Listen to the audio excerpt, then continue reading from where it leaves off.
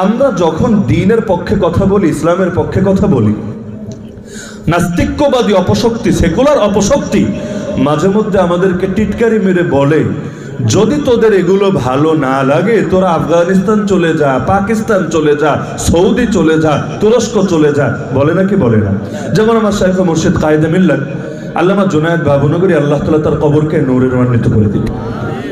যখন তার পাসপোর্টটা পর্যন্ত জব্দ তাদের কাছে, মানে পাসপোর্টও নিজের কাছে নাই, ভিসা লাগানো তো দূরের কথা, চিকিৎসার জন্য পর্যন্ত বাহিরে যেতে পারে নাই, হজ উমরায় পর্যন্ত যেতে পারে নাই, পাসপোর্ট জব্দ, তখনও পর্যন্ত তার টিটকারি মেরে নাস্তিকরা মাঝে মধ্যেই বলতো, আরে মোল্লা, বাংলাদেশ ওই আদর্শ না টেনে চলে যাও তোমার মনের আফগানিস্তানে। নাউযুবিল্লাহি মিন যালিক। তার মানে ওরা কি বোঝায় যে আল্লাহর কথা বলতে চাইলে আফগানিস্তানে থাকা লাগবে, আল্লাহর দ্বীনের পথে চলতে চাইলে সৌদি আরব হিজরত করা লাগবে, আর এখানে বসে খালি পৌত্তলিকতার দালালি করা যাবে, এখানে বসে খালি নাস্তিকতার সুরে সুর মিলানো যাবে, এখানে বসে খালি ট্রান্সজেন্ডার বাদ আর শরীর থেকে শরীফা এই সমস্ত আজে বাজে কথাবার্তা বলা যাবে।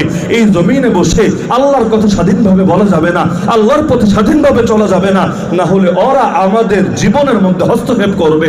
এখন ওদের কথার কাউন্টারে কেউ কেউ ওদেরকে বলে, তোদেরও যদি ভালো না লাগে তোরা চলে যা দাদা বাবুদের দেশে। একটার কাউন্টারে আর একটা, ইট মারলে পাটকেল খাওয়া লাগে, ক্রিয়ার জবাবে প্রতিক্রিয়া আসে। তবে ব্যক্তিগতভাবে এই দ্বিতীয় বাক্যটাও আমি পছন্দ করি না। প্রথমটা তো সেটা ভিন্ন, কিন্তু দ্বিতীয় যে বাক্য আমাদের কেউ কেউ কাউন্টারে ওদেরকে বলে, এটাও পছন্দ করি না। কেন জানেন?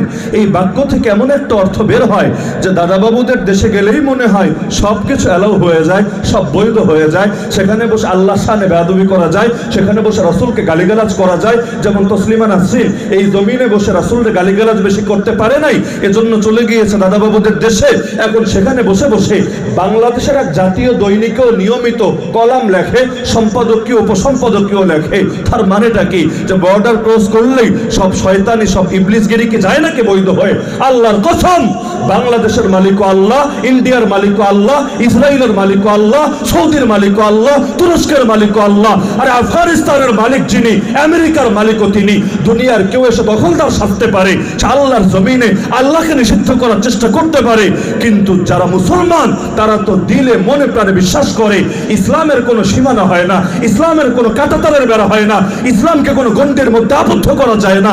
চীন ও আরব হামারা, হিন্দুস্তান হামারা, মুসলিম হে हम वतन है, सारा जहां हमारा, तौहीद की अमानत सीनों में है हमारे, आशा नहीं मिटाना नामो निशा हमारा। যার জন্য কালেমা পড়ার পরও কেউ যদি চায় আল্লাহর কাছে শ্রেষ্ঠ হতে, রাসূলের কাছে শ্রেষ্ঠ হতে, তাকে অবশ্যই খেলাফতের মিশন কাঁধে তুলে নিতে হবেই হবে। উখরিজাত লিন-নাস, যে আয়াতে আল্লাহ মানব জাতিকে শ্রেষ্ঠ বলে ঘোষণা দিয়েছেন, একই আয়াতে রব্বুল আলামিন এক নম্বর কারণে বলেছেন তোমাদেরকে সৃষ্টি করা হয়েছে, বেরি করা হয়েছে সমগ্র বিশ্বের মানুষের জন্য। তার মানে নির্দিষ্ট কোনো ভূখণ্ড নিয়ে চিন্তা না, গোটা দুনিয়ার প্রতিটা ইঞ্চি ইঞ্চি মাটি নিয়ে হবে মুসলমানের চিন্তা। আল্লাহর নবী যদি খালি মক্কা নিয়ে ভাবতেন, ইসলাম বাংলাদেশ পর্যন্ত আসলো কিভাবে? যদি খালি মদিনা নিয়ে ফিকির করতেন, জকিগঞ্জের মুসলমান কালেমা পড়লো কিভাবে? এমনকি সাহাবায়ে কেরাম রাদিয়াল্লাহু আনহুম আজমাইন যদি খালি নিজেদের দেশ, মানে বর্তমান সৌদি ধরেন, ওই সময় তো সৌদি নামে কিছু ছিল না, কিন্তু এই এরিয়াটা নিয়ে সন্তুষ্ট থাকতেন, আপনার মুখে কালেমার ফুলঝুরি ছুটতো কিভাবে? তার মানে মুসলমান যে হবে, গোটা জমিনের মালিকানা যেহেতু আল্লাহ, সুতরাং পৃথিবীর প্রতিটা ইঞ্চি ইঞ্চি মাটি নিয়েই সে ফিকির করবে। মুমিনদের আবেগ, মুমিনদের বিশ্বাস, মুমিনদের চেতনা, মুমিনদের ভালোবাসা, এটা তো আর কোনো স্থানকাল পাত্রের সঙ্গে সীমাবদ্ধ থাকে না যে শুধু শীতকাল আসলেই মুমিন আল আকসার প্রতি ভালোবাসা জাহির করবে আর বৃষ্টির দিন আসলে আল আকসাকে ভুলে যাবে। বরঞ্চ বাস্তবতা হলো মুমিন মাত্রই তার জীবনের প্রতিটা দিন, প্রতিটা মুহূর্ত, যতক্ষণ দুনিয়ার বুকে বেঁচে আছে ততক্ষণ পর্যন্তই আল আকসাকে তার হৃদয়ে ধারণ করে রাখবে। আল আকসা এটা শুধুমাত্র কোন একটা ইতিহাসের নাম না, শুধুমাত্র কোন একটা বর্তমানের নাম না, বরং আল আকসা তো মুমিনের চেতনার নাম, মুমিনের আকীদার নাম, মুমিনের ভালোবাসার নাম। যে আল আকসার সঙ্গে অনেকগুলো বিষয় জড়িয়ে আছে। হ্যাঁ, শুধু আল আকসায় নামাজ পড়লে কত গুণ ফজিলত, শুধু আল আকসা পৃথিবীর বুকে নির্মিত কত নম্বর মসজিদ, এগুলো দিয়ে দিয়ে আল আকসাকে ভালোবাসার কথা আমরা বলছি না, বরঞ্চ স্পষ্ট এবং স্বীকৃত মাসআলা তো এটা, জমিনের 1 ইঞ্চি মাটিও, শুধু মসজিদ বলে মাটিও যেখানে একসময় ইসলাম আবাদ ছিল, ইসলাম জিন্দা ছিল, যে জমিনটা একসময় মুসলমানদের ছিল, এমন 1 ইঞ্চি জমিও যদি কাফেররা দখল করে নিয়ে নেয় এবং সেখান থেকে ইসলামকে নিশ্চিহ্ন করার চেষ্টা চালায়, দুনিয়ার সকল হকপন্থী আলেমরা এ ব্যাপারে একমত, সেই হারাম। এরপর দ্বিতীয় কোনটা? আল্লাহ রাসূল বললেন আল মসজিদুল আকসা। জিজ্ঞাসা করা হলো কাম কানা বাইনাহুমা, দুটো নির্মাণের মধ্যে ব্যবধান ছিল কতকালের? তিনি বললেন 40 সানা, 40 বছরের ব্যবধান।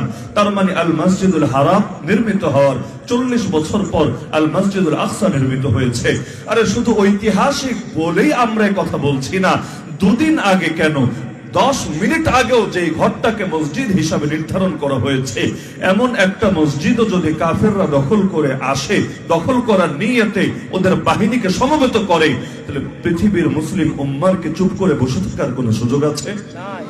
তো আল আকসা এটা এমন কোনো বিষয় না যেটাকে কখনো মনে রাখা হবে, কখনো মনে রাখা হবে না, বরঞ্চ যতদিন পর্যন্ত কাফেরদের হাত থেকে এই পবিত্র ঘর মুক্ত না হবে, ততদিন পর্যন্ত আল আকসার জন্য সর্বাত্মক মেহনত চালানো দুনিয়ার প্রতিটা মুসলমানের উপর সাধ্য অনুসারে ফরজ দায়িত্ব হিসেবে থাকবে।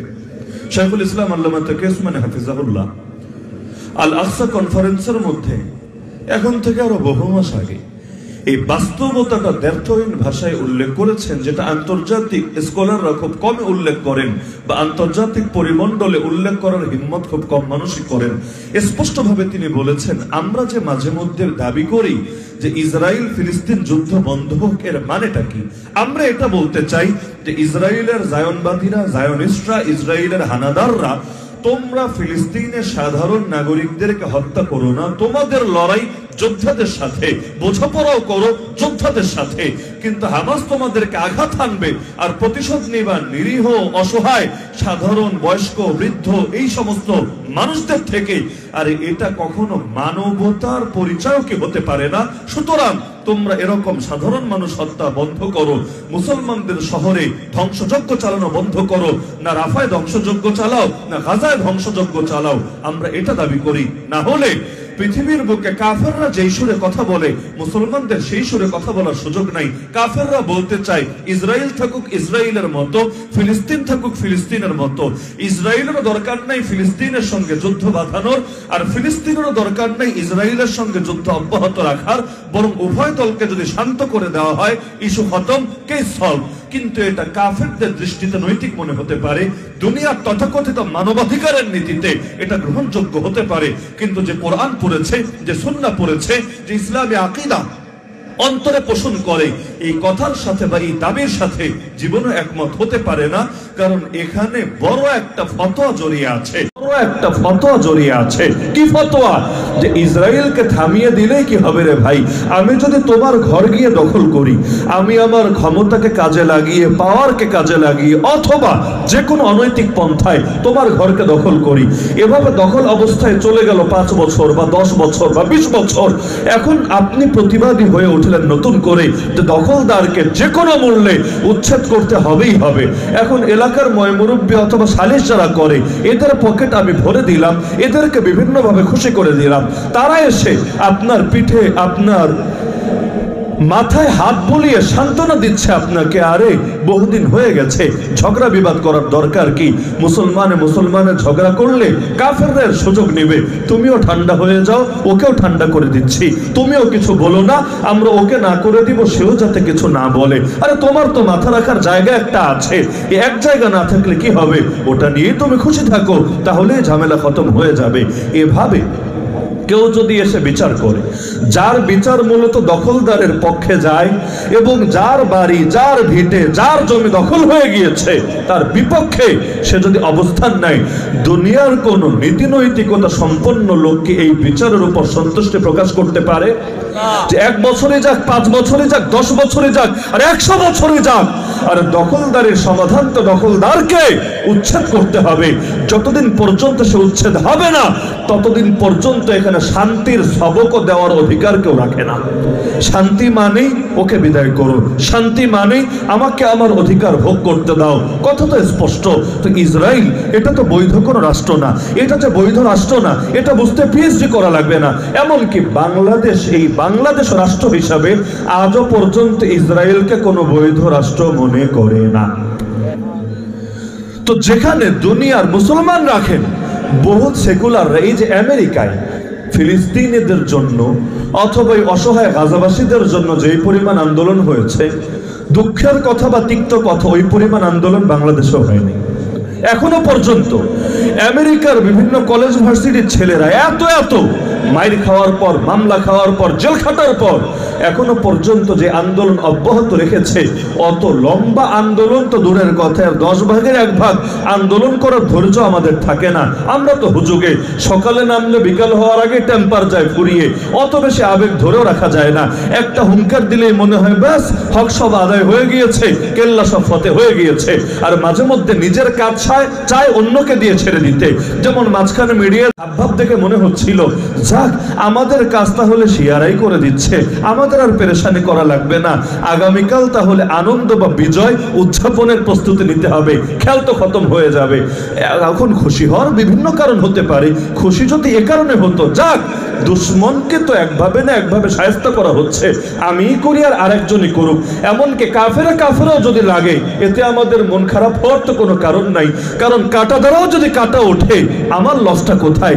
দিন শেষে আমি সুফল ফেলে তো চললো। কিন্তু যদি খুশি এ কারণে হয় যাক বাবা আমার এখন ঝামেলা খতম হলো, নিজে তো বাঁচা গেল, তাহলে এটাও তো একটা মহা কাপুরুষতা। বনি ইসরাইল থেকে শুরু হয়েছিল এই কাপুরুষতা।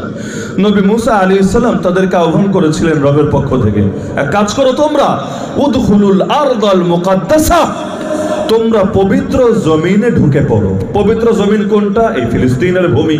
তোমরা এই পবিত্র জমিনে ঢুকে পড়ো।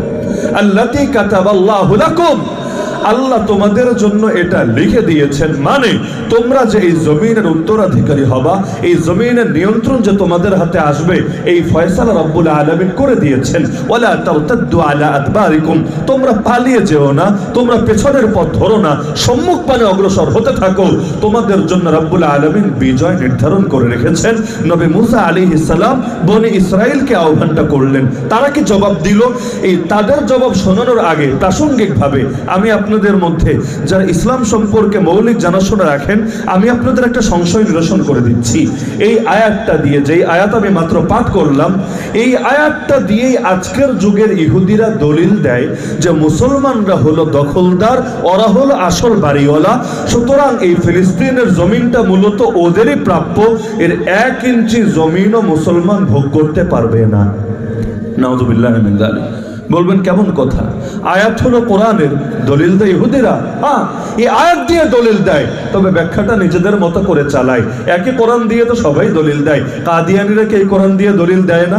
একটা কাদিয়ানি পেলে জিজ্ঞাসা করবেন তুই কি নবীকে খাতামুন নবীন মানিস না? সূরা আহজাবে তো রব্বুল আলামিন স্পষ্ট বলেছেন রাসূলের সামনে, ওয়ালাকিন রাসূলুল্লাহ ওয়া খাতামান নবিয়্যিন, তো রব্বুল আলামিনের এই বাক্যটাকে তুই মানিস না? বলবে অবশ্যই মানি। আরে যদি মানিস তাহলে তোর সাথে আমার দ্বন্দ্ব কিসের?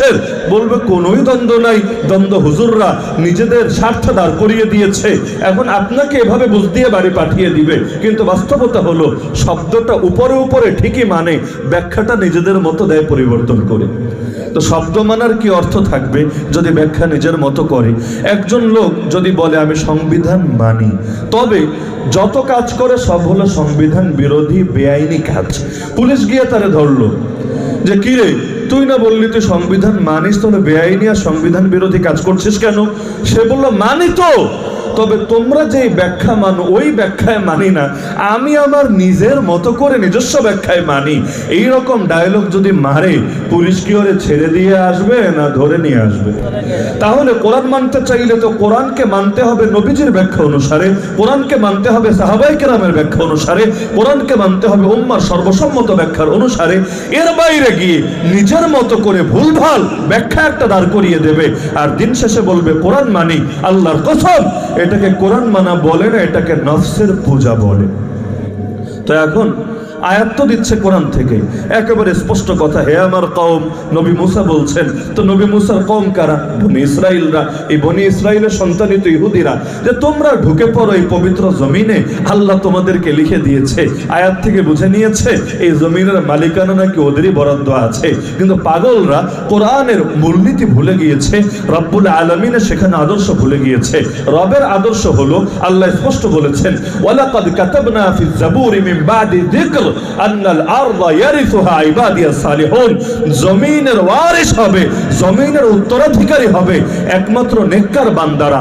কারণ এই জমিনের মধ্যে যত নেককার বান্দা আছে তারা পৃথিবীতে আল্লাহর খলিফা। আল্লাহ প্রথম মানুষটাকে সৃষ্টি করার আগেও কোরআনে জানিয়ে দিয়েছেন। কি বলেছিলেন ফেরেশতাদেরকে? আল্লাহ স্পষ্ট বলেছেন, ইন্নী জাইলুম ফিল আরদি খলিফা, নিশ্চয়ই আমি পৃথিবীতে খলিফা বানাতে যাচ্ছি। খলিফা মানে হলো প্রতিনিধি। তার মানে ইনসান এই জমিনে আল্লাহর গোলামী শুধু না, একদিকে আল্লাহর গোলামও আর একদিকে আল্লাহর প্রতিনিধিও।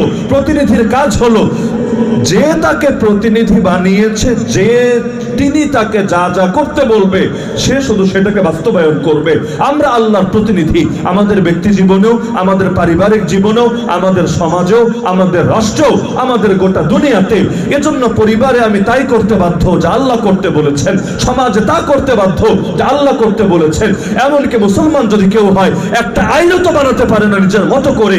একটা আইন বানাতে হলেও আগে দেখতে হয় আল্লাহ কি বলেছেন, রাসূল কি করেছেন। এটার নামই তো খেলাফা, এটার নামই তো প্রতিনিধিত্ব, এটার নামই তো আল্লাহর বন্দেগী। তো জমিনের মধ্যে মুমিনরা হল আল্লাহর প্রতিনিধি বা আল্লাহর খলিফা। তো এখন আল্লাহর খলিফা কারা? আপনারা বলেন। যারা আল্লাহর খেয়ে আল্লাহর পরে আল্লাহরে মানেই না, আল্লাহর অস্তিত্ব স্বীকারই করে না, তাদেরকে আল্লাহর খলিফা বলে, তাদেরকে আল্লাহর দুশমন বলে। এই শব্দ কোরআনের শব্দ।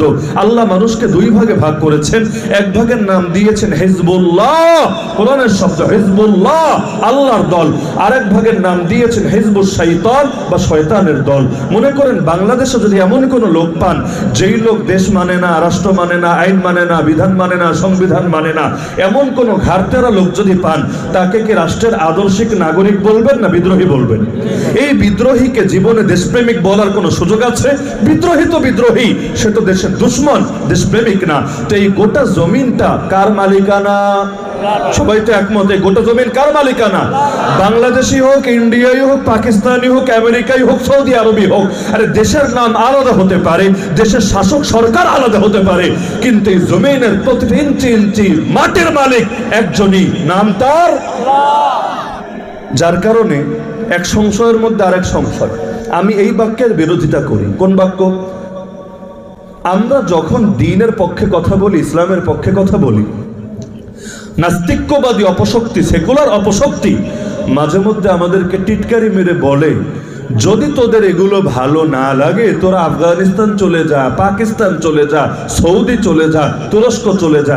বলে নাকি বলে না? যেমন আমার শাইখ মুর্শিদ কায়েদে মিল্লাত আল্লামা জুনায়েদ বাবুনগরী, আল্লাহ তাআলা তার কবরকে নূরের মণ্ডিত করে দিল। যখন তার পাসপোর্টটা পর্যন্ত জব্দ তাদের কাছে, মানে পাসপোর্টও নিজের কাছে নাই, ভিসা লাগানো তো দূরের কথা, চিকিৎসার জন্য পর্যন্ত বাহিরে যেতে পারে নাই, হজ উমরায় পর্যন্ত যেতে পারে নাই, পাসপোর্ট জব্দ, তখনও পর্যন্ত তার টিটকারি মেরে নাস্তিকরা মাঝে মধ্যেই বলতো, আরে মোল্লা, বাংলাদেশ ওই আদর্শ না টেনে চলে যাও তোমার মনের আফগানিস্তানে। নাউযুবিল্লাহি মিন যালিক। তার মানে ওরা কি বোঝায়?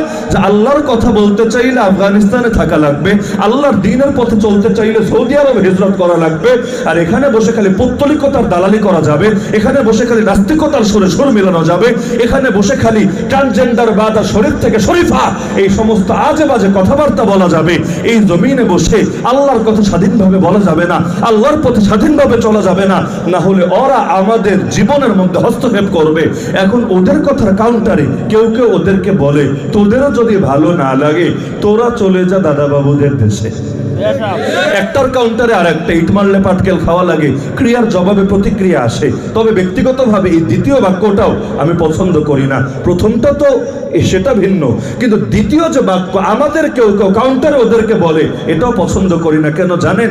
এই বাক্য থেকে এমন একটা অর্থ বের হয় যে দাদাবাবুদের দেশে গেলেই মনে হয় সব কিছু অ্যালাউ হয়ে যায়, সব বৈধ হয়ে যায়। সেখানে বসে আল্লাহ শানে বেয়াদবি করা যায়, সেখানে বসে রাসূলকে গালিগালাজ করা যায়। যেমন তসলিমা নাসরিন এই জমিনে বসে রাসূলকে গালিগালাজ বেশি করতে পারে নাই, এজন্য চলে গিয়েছে দাদাবাবুদের দেশে।